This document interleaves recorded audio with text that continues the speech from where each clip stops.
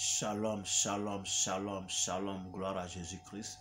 Que le nom du Seigneur soit béni, que le nom du Seigneur soit magnifié, que le nom du Seigneur soit célébré dans le nom de Jésus-Christ. Nous sommes reconnaissants à notre Dieu de ce qui nous donne encore la grâce et la faveur de nous retrouver à ses pieds pour recevoir enseignement de sa part, correction de sa part, orientation et éclairage de sa part. Nous prions donc qu'il soit au cœur de ce temps d'enseignement, qui nous dispose à recevoir pleinement de lui, qui règne sur ce moment, qui le couvre de son sang et l'environne de son feu pour anéantir et neutraliser toute distraction et tout vagabondage d'idées dans le nom puissant de Dieu. Bien-aimé, merci de te connecter à moi, merci de prendre plaisir à me suivre. Merci de m'encourager par tes vues, par tes likes, par tes commentaires et par tes partages. Et amène d'autres personnes à s'abonner. Toi-même, si tu n'es pas encore abonné, abonne-toi. Nous allons faire donc chemin ensemble par la grâce de Dieu. Hébreux chapitre 9, versets 20 à 22 dit ceci. Ceci est le sang de l'alliance que Dieu a ordonné pour vous. Il fit pareillement l'aspersion avec le sang sur le tabernacle et sur les ustensiles du culte. Et presque tout, d'après la loi, est purifié avec le sang. Et sans effusion de sang, il n'y a point de pardon. Alléluia. Je vais parler du triomphe du sang. Vous savez, le sang, que ce soit le sang humain ou le sang des animaux, a une puissance. Alléluia. Le sang a une puissance. Voilà pourquoi, pour ceux qui sont abonnés aux mystiques, ceux qui sont abonnés aux marabouts, aux féticheurs, le marabout, le mystique, le médium, leur demande souvent d'offrir des animaux en sacrifice. Et ces animaux-là, ça peut être des volailles, ça peut être des animaux domestiques, notamment des bœufs, des moutons, des cabris et autres, des poulets, etc. On les immole et on verse le sang. Alléluia. Il y a de la puissance dans le sang d'un être vivant, notamment les êtres vivants animaux, les êtres animaux et les humains. Alléluia. Donc le sang humain même a une puissance. Alléluia. Donc ça, c'est vraiment quelque chose que nous devons savoir. Il y a de la puissance dans le sang. Amen. Il y a de la puissance dans le sang. Et le sang fait triompher. Regardez un peu, on tue un poulet. On donne un poulet à un fétier, il va l'immoler, il va asperger le sang de ce poulet-là, il va faire des incantations et ce que tu recherches là, tu vas l'obtenir. Alléluia. Il y a la puissance dans le sang. Il y a le triomphe dans le sang. Amen. Mais il y a le triomphe dans un autre sang. C'est-à-dire qu'il le sang de l'homme même est puissant. D'un être humain. C'est-à-dire, voilà pourquoi vous allez voir que on entend, les gens disent qu'ils ont tué quelqu'un. Ils lui ont enlevé ses organes. Ils lui ont enlevé son sang. Et parce que le sang de l'homme est puissant, les gens l'utilisent pour devenir riches, pour acquérir un certain pouvoir, pour acquérir une certaine puissance. Le sang humain est important. Mais ceux-là, c'est des mystiques. Ceux-là, c'est des sorciers. C'est des mauvaises personnes. Ils utilisent le sang des animaux, le sang des volailles, le sang des hommes pour acquérir des puissances, pour acquérir du pouvoir. Mais moi, je vais vous parler d'un autre sang. Le sang qui nous fait triompher de tout. C'est le sang de Jésus-Christ. Alléluia. Le sang de Jésus-Christ. Et voyez ce que la Bible dit. Dans le livre d'Ésaïe, chapitre 53, je vais lire les versets 3 à 5 qui disent ceci. Méprisé et abandonné des hommes, homme de douleur et habitué à la souffrance, semblable à celui dont on détourne le visage, nous l'avons dédaigné. Nous n'avons fait de lui aucun cas. Verset 4. Cependant, ce sont nos souffrances qu'il a portées. C'est de nos douleurs qu'il s'est chargé. Et nous l'avons considéré comme puni, frappé de Dieu et humilié. Mais c'est par ses blessures que il était blessé plutôt pour nos péchés, brisé pour nos iniquités, et le châtiment qui nous donne la paix est tombé sur lui, et c'est par ses meurtrissures que nous sommes guéris. Alléluia.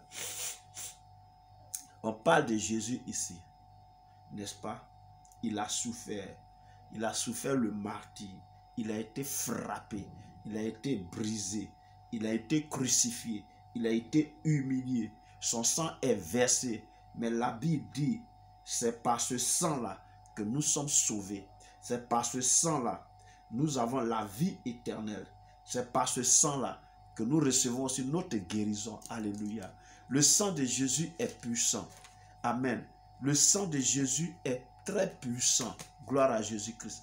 Son sang est puissant. Amen. Et le sang de Jésus-Christ là triomphe de tout. Le sang de Jésus nous donne la victoire sur nos ennemis. On va aller dans le livre d'Apocalypse chapitre 12. Apocalypse chapitre 12 et le verset 11 dit ceci. Ils l'ont vaincu à cause du sang de l'agneau et à cause de la parole de leur témoignage. Et ils n'ont pas aimé leur vie jusqu'à craindre la mort. Ils l'ont vaincu à cause du sang de l'agneau. Alléluia. Bien-aimé, je vais te dire, le sang de Jésus est puissant. Le sang de Jésus nous donne de triompher. Le sang de Jésus nous donne d'avoir la victoire sur toute adversité. Le sang de Jésus nous donne véritablement la vie éternelle. Par le sang de Jésus, nos péchés sont pardonnés.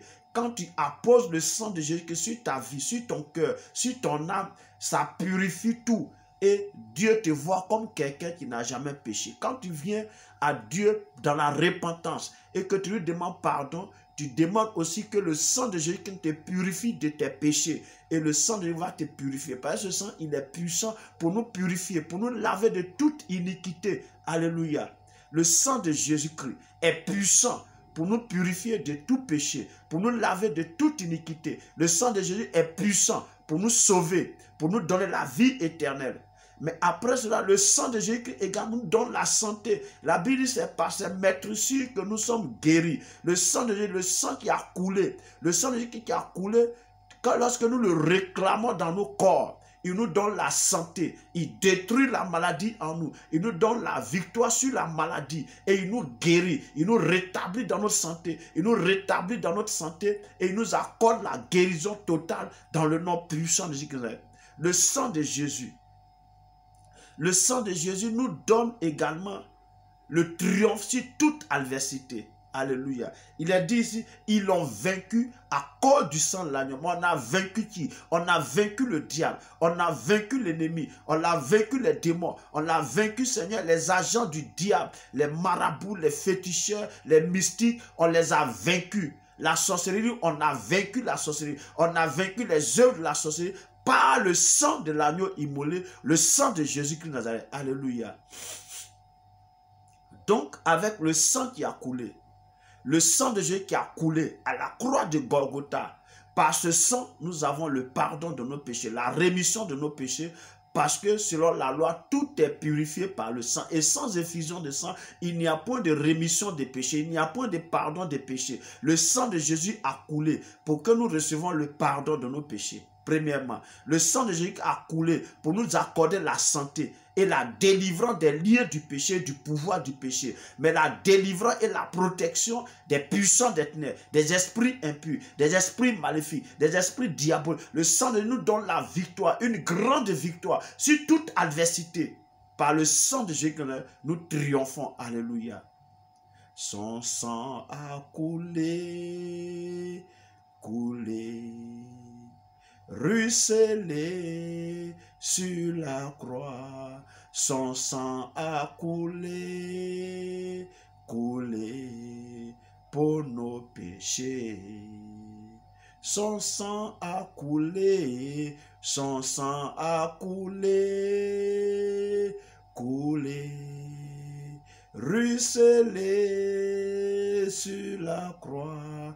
Son sang a coulé, coulé pour nos péchés. Oui, le sang de Jésus a coulé pour nos péchés. Le sang de Jésus a ruisselé à la croix de Golgotha pour nos péchés. Mais au-delà de nous laver de tout péché, au-delà de nous purifier de tout péché, le sang de Jésus nous donne la victoire. La victoire sur les démons, la victoire sur les puissants des ténèbres, la victoire sur le maraboutage, sur le charlatanisme, sur le fétichisme, la victoire sur la sorcellerie, la victoire sur les sorciers, la victoire sur les maladies. alléluia, le triomphe du sang de Jésus-Christ.